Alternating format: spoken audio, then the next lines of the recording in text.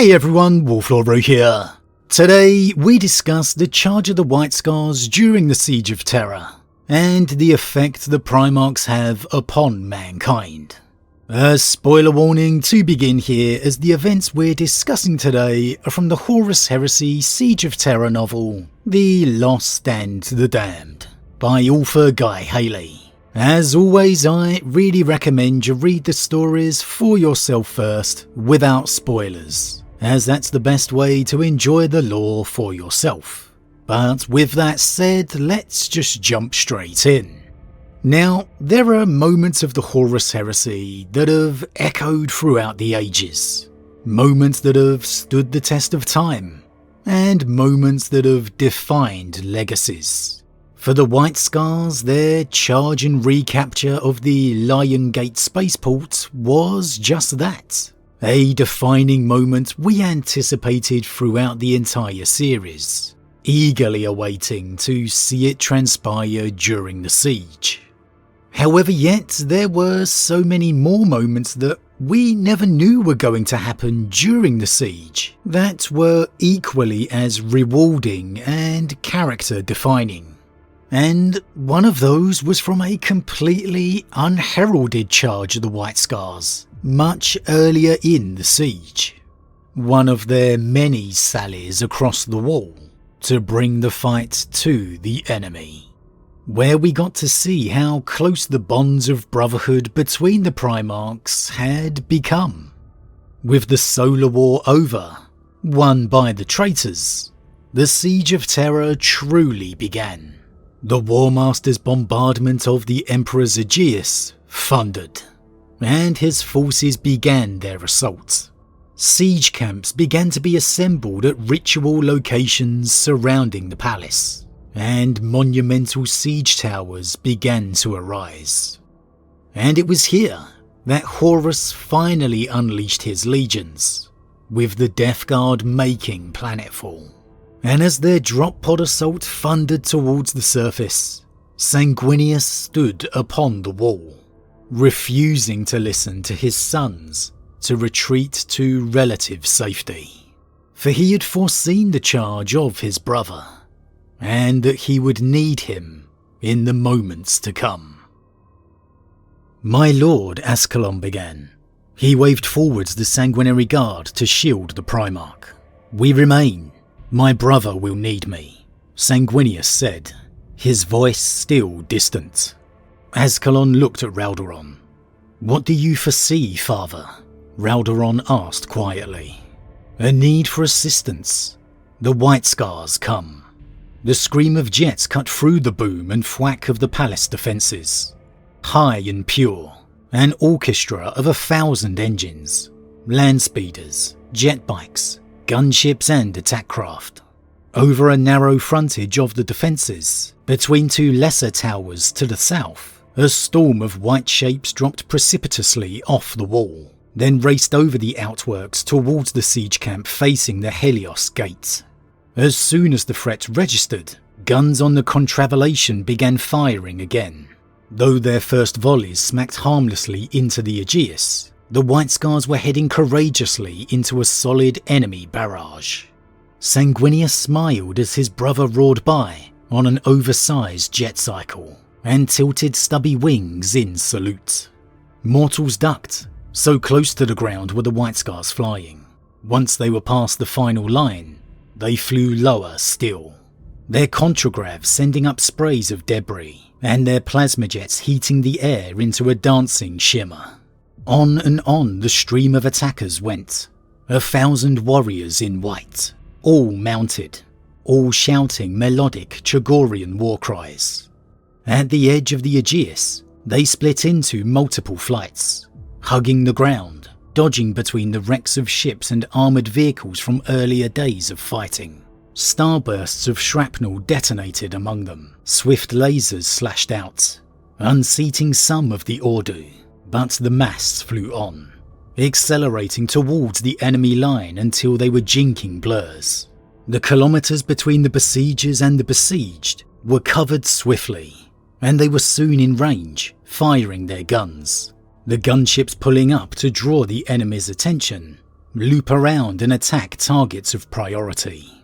One exploded under a withering hail of hard rounds. A few moments later, the siege line shields buckled under massed fire, and soon after the first enemy cannon died. Sanguinius watched transfixed. "He fights with such elegance," the angel said. "He was ordered not to attack," asked Raldoron. "He is the Khan of the Ordo of the White Scars Legion, the Warhawk of Jagoris," said Sanguinius. "One might as well attempt to chain the wind." And what an image that is. Sanguinius and the Blood Angels standing atop the walls of the palace, and the white scars just blazing over them, close enough to whip up the hair into the thrust of wind and to send the mortals panic-strickenly ducking for cover. And the fact that they can hear the Chagorian war cries echoing out over the din, the description of them being melodic, just so evocative of the Legion. And there's 1,000 of them. 1,000. Just imagine the sight. We're so used to the chapters of 1,000 total within the current 40k universe, where the battles rarely even have a company of 100. And yet here, we have 1,000 warriors, entirely mounted, dedicated to the mobile assault. It really reminds us of the power of the legions. And I love how even here, you can see and feel the connection and brotherhood being fostered between the angel and the Khan. The smile that spreads across Sanguinius's face as Jaghatai flies over, the little tip of the wing in salute to him. Jaghatai clearly taking note of his brother's location and presence. And then, just how Sanguinius stands there just marvelling at Jaghatai at war. We get quotes and references of Primarchs respecting brothers, but rarely, if ever, do we get to see one simply marvelling in admiration at their brother's skill. And again, it speaks to how highly the angel rates the Kargan, summed up perfectly by that line. He is the Khan of the Ordo of the White Scars Legion, the Warhawk of Jagoris. One might as well attempt to chain the wind. What a quote that is. And the fact that it comes from the angel, making it all the better. But so it is, the story does continue, with a cut to Rogel back in the Strategium, being informed of the mass White Scar charge. And his immediate reaction is to ask where Jaghatai is, only to be told he's leading them. And it's an epic and hilarious line all at the same time, encapsulating the frustration Rogel has to deal with constantly with his brothers since he's taken command, with only Sanguinius really being the most dependable of them. And even then still having a Primarch's independence. But credit to Rogel, despite being infuriated by Jaghatai's actions, he immediately starts barking orders out to support his brother, scrambling support fighters to cover his brother's expected retreat. And the Scars unleash tremendous fire upon the enemy, bobbing and weaving between the incoming fire. And plenty of them fall to the damage, their land speeders and bikes plummeting to the ground below. But in having isolated his target, the Khan voxes back the coordinates to the palace's cannons and orders his legionaries to fall back, racing between the plummeting Death Guard drop pods as they do so. But it's then a haywire bomb explodes beneath the Khan, knocking out his speeder's power, sending him to the ground below. And it's here, watching from the walls, that Sanguinius immediately leaps to his brother's aid. The Great Angel watched the gases of the Death Guard envelop the defense lines, retreat momentarily under the blast of the drop pod rocket motors, then surge back in, engulfing the top of Bastion 16 and banking high against the palace walls. Throughout, he kept his eyes forwards, following his brother's progress. He watched the haywire shells crackle and saw the Khan plunge into the gas banks as more drop pods screamed down from on high. There, he said. He pointed with the spear of Telesto into the gas. The moment is at hand. Our foe blinds our communications. But you must find me, my brother, to the aid of my brother, he shouted. Without waiting for confirmation from his men, Sanguinius spread his wings and threw himself from the top of Bastion 16 into the deadly fog. A small passage, but the perfect example of the man and Primarch Sanguinius is. He doesn't wait or think for even a moment. He sees his brother fall, and he knows he has to help him. And so he does, not even checking his men have heard and are reacting to him, only concerned with getting to his brother. My brother, to the aid of my brother.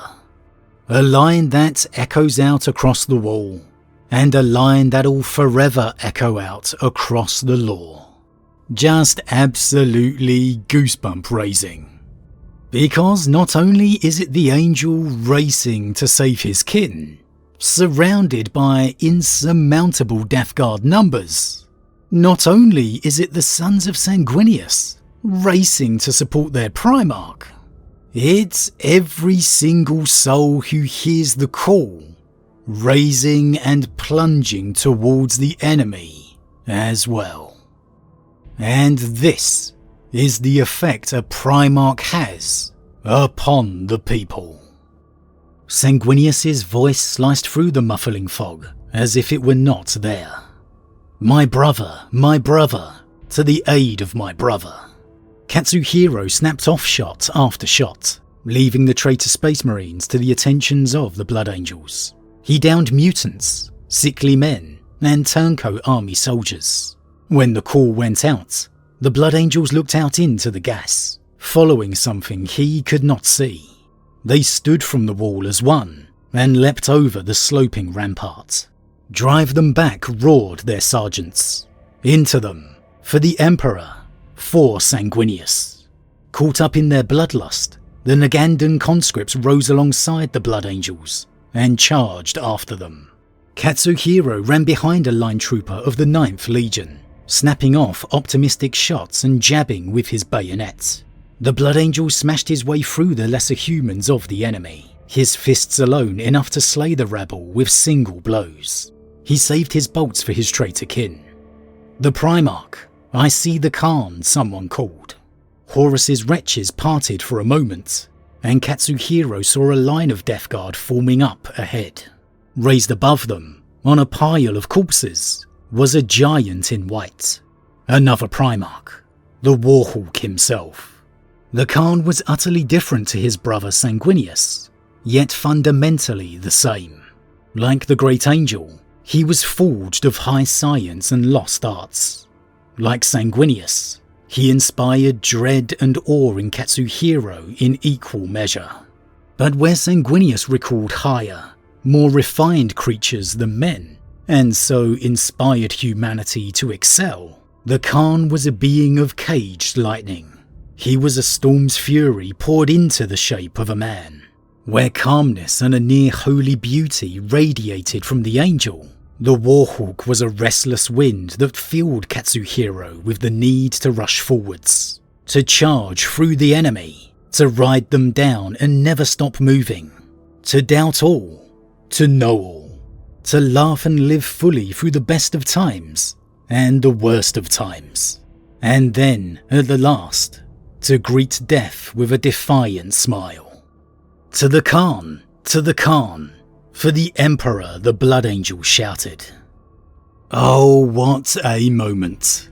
The entire wall of the palace rising to follow the angel into the gloom and into the enemy.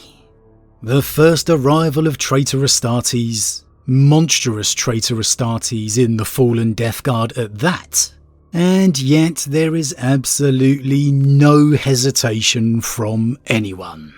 They are following Sanguinius into victory or death.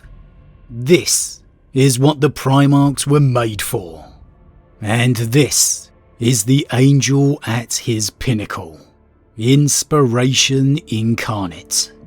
Every human in earshot instinctively following him into the dark, in defiance of it, because that is what the angel is. Hope, courage, inspiration, the symbol of the Imperium. I absolutely love that image of the Blood Angels sparsely scattered amongst the Imperial line, and the effect that their presence has. A small mirror to that of their father, and an ancient echo of the symbol and presence we would see 10,000 years later, with the likes of Dante, an example of why the Blood Angels are so important to the Imperium that they serve, and why they are so popular amongst the fanbase too. And you want to talk about symbols, images? How about Jaghatai Khan himself standing on top of an entire pile of slain Death Guard? An absolute beast of a warrior. Even here, poisoned by a toxin of Nurgle as he is, still a demigod son of the Emperor. What a sight that must have been to see as you raced through the gloom. The Khan himself just standing atop of entire mound of slain enemy. I mean, come on, iconic is not the word. But then how intriguing the effect seeing the Khan has on a mortal too. The comparison we get to the Angel. The Khan was utterly different to his brother Sanguinius, yet fundamentally the same. Like the Great Angel, he was forged of a high science and lost arts. Like Sanguinius, he inspired dread and awe in Katsuhiro in equal measure. But where Sanguinius recalled higher, more refined creatures than men, and so inspired humanity to excel, the Khan was a being of caged lightning. He was a storm's fury poured into the shape of man, where calmness and a near-holy beauty radiated from the angel. The Warhawk was a restless wind that filled Katsuhiro with the need to rush forwards, to charge through the enemy, to ride them down and never stop moving, to doubt all, to know all, to laugh and live fully through the best of times and the worst of times, and then at the last, to greet death with a defiant smile. How interesting that the natures of the Primarchs just kind of flow out of them, infect those that just lay eyes on them, fight beside them. The Khan, the desire to rush with the wind, to charge the enemy and run them down. The nature of what is the Khan, just infecting all of those around him. It really makes you wonder how it would be seeing every Primarch upon the battlefield. The effect, say, Ferrus Manus would have, Guilliman, Corax, Angron, and so on. How their auras of emotion and instinct inspires the mortals who see and fight beside them. Now that would be a great conversation to have, and one I think we've definitely got to have. This is the first-hand effect of a Primarch, and as great as it is to see Sanguinius and the Khan side by side here, fighting for and with each other, for me, it is so great because of so much more than that. Because it quite possibly is one of the best examples we have in all of the lore of just what the Primarchs were created for, what makes them what they are. That instinctive response they have amongst the people. So often we see the effect of a Primarch upon their sons, be it in the Heresy or 10,000 years later. Their awe and wonder. But that's a built-in, designed response within them. A blood oath of lineage that they instinctively have. Yet for the people, the ordinary servants of mankind, there is none of that. It is a simple reaction to the sight of one of the Emperor's gene-crafted sons. The one of 20 that the Emperor created to lead the entire species. And seeing that effect firsthand, honestly, is really worth taking note of. The genius of the Emperor's creation. But as always everyone, what do you think? What do you think of the angel's charge to save his brother? Is this the perfect example of a Primarch's effect upon the people? The genius of the Emperor's creation? Is that comparison between the effects of the angel and the Khan the purest description we have of what the Primarchs were? That position and role within the species that they were made to have? And does it in its own way describe the Emperor's own effect to a degree? Having had this description of the Khan and the Angel, how do you think their brothers would inspire the mortals of humanity?